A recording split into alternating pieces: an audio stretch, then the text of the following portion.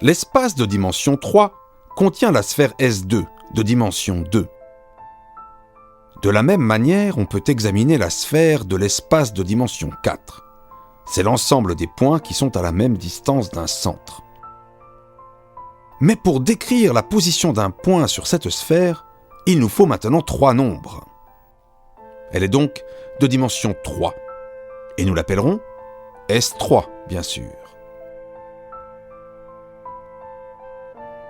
Vous ne pourrez pas voir cette sphère dans l'espace de dimension 4, puisque votre espace n'a que 3 dimensions, et que l'écran n'en a que 2.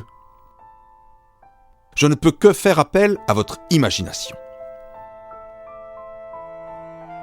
Pour mieux comprendre les polyèdres, en dimension 4, nous allons procéder comme l'ont fait les reptiles avec les polyèdres en dimension 3. Les faire gonfler sur la sphère, puis les projeter stéréographiquement sur un plan. Ici, nous allons donc faire gonfler les polyèdres jusqu'à mettre leur face sur la sphère S3 dans l'espace de dimension 4 et projeter stéréographiquement sur l'espace de dimension 3. Je vais grimper au pôle Nord et je projetterai pour vous ce que je vois sur votre espace de dimension 3. Je ne peux pas vous montrer où je suis, mais pensez aux reptiles qui ne voyaient pas non plus un de leurs collègues monté sur un promontoire. Nous sommes exactement dans la même situation.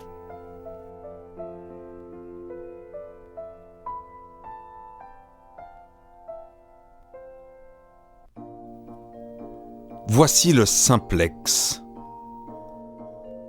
On voit bien ces 5 sommets et ces 10 arêtes. Bien sûr, dans cette vue, les arêtes sont des arcs de cercle.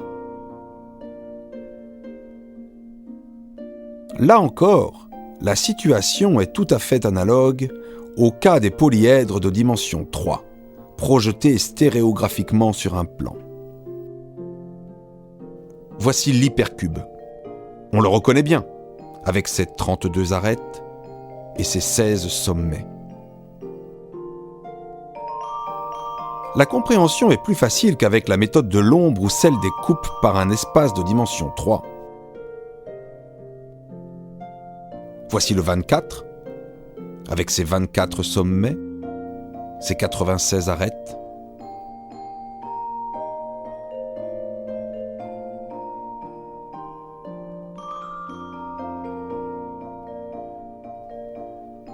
Le 120.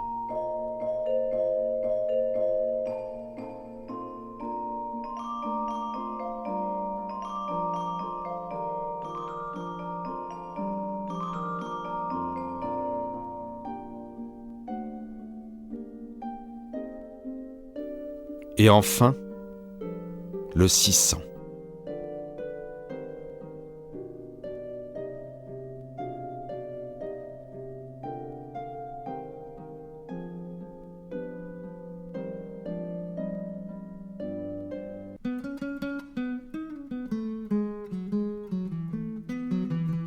Ajoutons les faces bidimensionnelles pour y voir plus clair. Le simplex, avec ses 10 faces triangulaires. Bien sûr, les faces bidimensionnelles sont des morceaux de sphère, tout comme nous avons dit que les arêtes étaient des arcs de cercle. Le simplex tourne dans l'espace de dimension 4, avant d'être projeté stéréographiquement. Rappelez-vous, quand nous faisions tourner la Terre comme une balle et observions le mouvement des continents. De temps à autre, une face passe par le pôle de projection et la projection devient alors infinie. Elle semble exploser sur l'écran. Un petit coup d'œil à l'hypercube.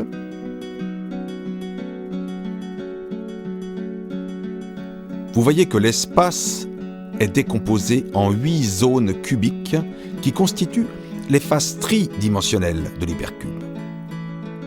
Quant aux faces bidimensionnelles, ce sont des carrés, plus ou moins bombés et tordus, Il y en a 24.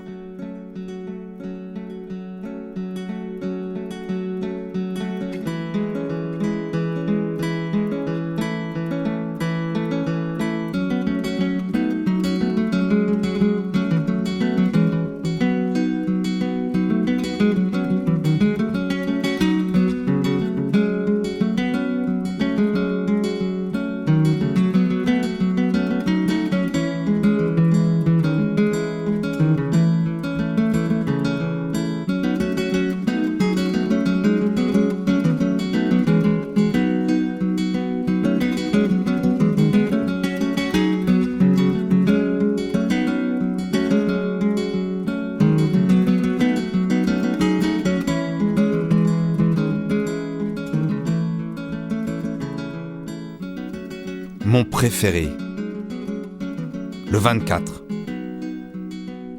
Admirez. Le 24 est vraiment une merveille. 24 sommets, 96 arêtes, 96 triangles et 24 octaèdres. On voit 8 arêtes qui partent de chaque sommet.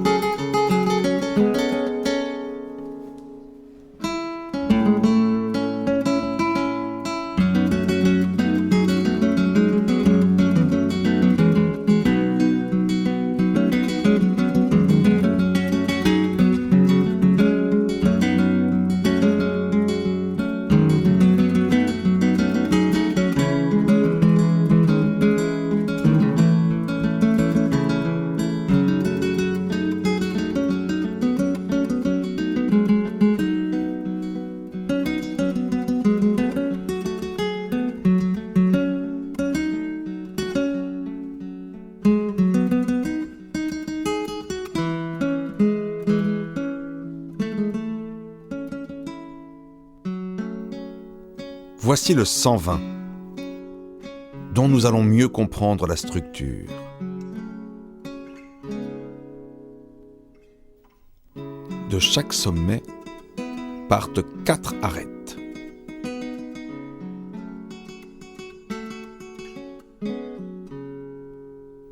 Ces faces bidimensionnelles sont des pentagones. Il y en a 720.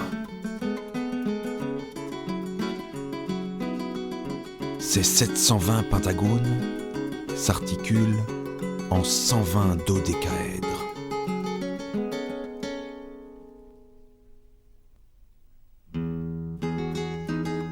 Admirez tous ces dodécaèdres qui s'agencent les uns avec les autres.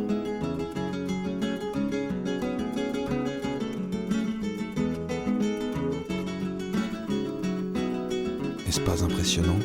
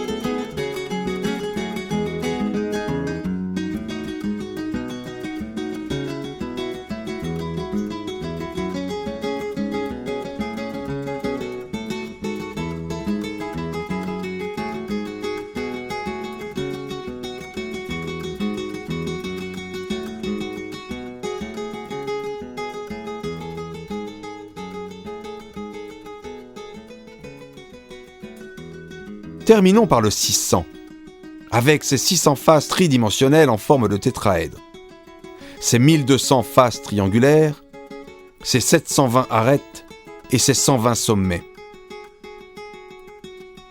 Croyez-moi, il y a 14 400 symétries de l'espace de dimension 4 qui préservent cet objet.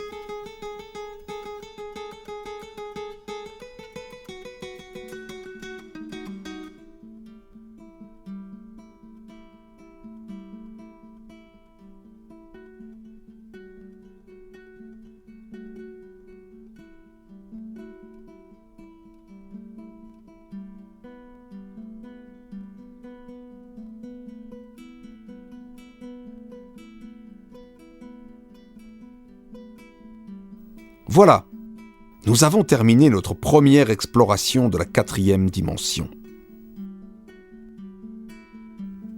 Cette dimension contient beaucoup de merveilles.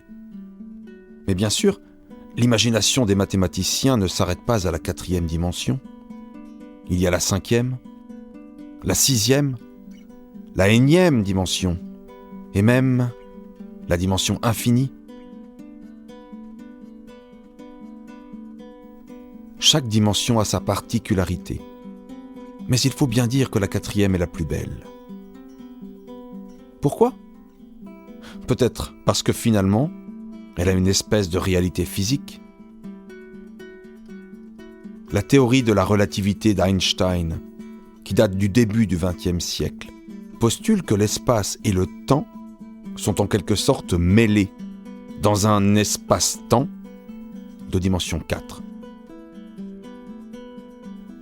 Un point de cet espace-temps est un événement caractérisé par sa position spatiale, x, y, z, et par l'instant t où il se produit. Faire de la physique relativiste nécessite alors de maîtriser la géométrie de dimension 4.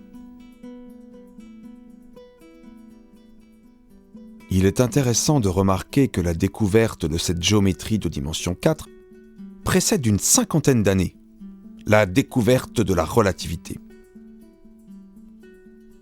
Encore un petit va-et-vient entre les mathématiques et la physique, dont l'histoire des sciences raffole.